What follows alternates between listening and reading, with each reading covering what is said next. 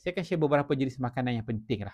Yang pertama sekali, kalau you ada sleep disk, okey, masalah saraf terkepit, okey, cuba nak sihatkan saraf tu, amalkan B complex, vitamin B yang banyak. Bukan banyak maksudnya overdose, bukan, maksudnya banyak jenis vitamin B. Jadi kita nak ambil satu-satu payah, ambil dalam bentuk B complex. B complex ni ada 8 jenis vitamin B. Okey, kita supply yang 8 jenis yang memang super orang kata semula jadi, bebas 350 bahan kimia. Dan yang penting sekali, ada kajian yang menunjukkan penggunaan lama konsisten memang selamat, dan penyerapan dalam darah sangat-sangat tinggi.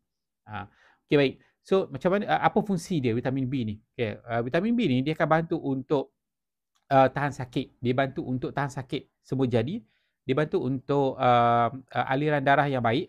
Dia bantu untuk metabolisme, maksudnya penghasilan baru sel-sel saraf.